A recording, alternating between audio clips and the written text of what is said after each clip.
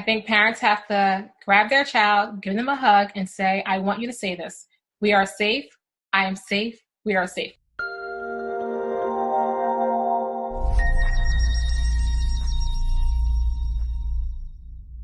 Marline, thank you so much for joining us today.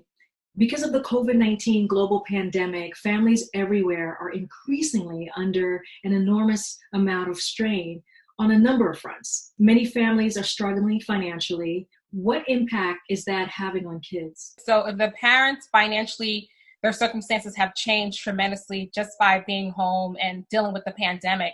They may feel the effects of that if the parents have lost their job, and maybe perhaps for some children, they may feel like, is it my fault that they're not working? Am I the reason why they're home? How do you talk to kids about that when they see parents losing their jobs and they have to be home? Parents have to be honest with their children, have open communication, and allow the child or children that are in the home to ask questions. Create that safe space where they can ask you just about anything they need to know. For most children, they just want to make sure, okay, are we still going to have a roof over our head? Are we still going to have food to eat? And the food insecurity. You hear about long lines at the food banks that people who run them have said they've never seen that before. How do you talk about that specifically with kids as well? I think it's important to have a conversation to let them know the reason why food banks exist, and that maybe perhaps it's just temporary that they need this. I think it's important for parents to just have their child be involved through the process and let them know, okay, we're going to go to this food bank and these are the items that we're going to receive. And maybe have your child be a part of the process too, so you can empower them. I have a 5-year-old and she's in kindergarten, and she's incredibly resilient. She has managed to kind of roll with the punches, if you will, and is happy and has not asked for her friends at all to see her friends. She's so happy that both of us are home and that she gets to spend time with us. And she's not showing any type of trauma. And she knows about COVID-19. She can tell you exactly in her 5-year-old brain what is coronavirus, why that is why she's home. When we go outside, we have to put a mask. She can tell you in detail. But what do we do once she starts asking questions? At some point, it's going to hit her, I think. I assume. She seems like she's doing a great job. And for you, it seems like you may be curious, why is my daughter this way? And she's not panicking yet. There's this other approach I think parents aren't thinking about when we're talking about Black girls, brown and Black girls, is that oftentimes when they're in the academic setting, they're being adultified by adults as young as 5 years old. So sometimes by having them in the home environment, they may feel a little bit less stressed, and they feel actually at ease because they're in their safe haven where they feel empowered, where they feel like their most authentic self.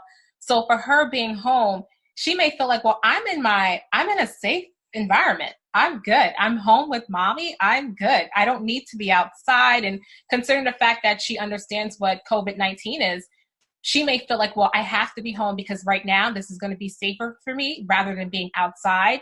What do you say to the different ages of children? A 5-year-old thinks very differently than a 10-year-old, clearly, and then a teenager. You definitely want it to be age appropriate, but I would say something simple for a child that is under 5, a 5-year-old or a 10-year-old, you can use something like M&Ms or jelly beans, and they have different colors. So you can have them pull a color out, and the color is red.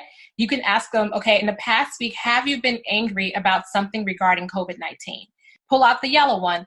Have you been happy about something that has happened while we've been home practicing social distancing? So you're allowing them to talk about their emotions, because oftentimes they don't know how to identify their emotions. But I think parents can talk to their teenagers a little bit differently than a 5-year-old. So letting them know as far as the facts that's out there, the information that's available. Let's talk about homeschooling for a minute. That has caused so much stress for so many parents and kids. Mm-hmm. How do you build boundaries and balance? So first thing I want to tell parents is that have some grace. Give yourself some grace, because I think sometimes people can be too hard on themselves. And also too, for parents to recognize that they're in the middle of a pandemic and their children are also in the middle of a pandemic.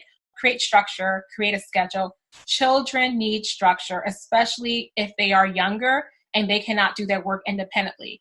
If you have an older child who's 17, they may be able to do the work on their own. But if you have a 5-year-old, they're going to need your help with how to use a virtual platform to connect. What do you think this impact of this crisis will have long-term on the mental health of children? I think a lot of people are dealing with trauma, a lot of children. I think the long-term effect is going to be when we have to go back outside, perhaps that child may still have some sort of resistance to going outside because they may feel like, well, if I go outside, what is going to happen to me? Do I need to wear a mask?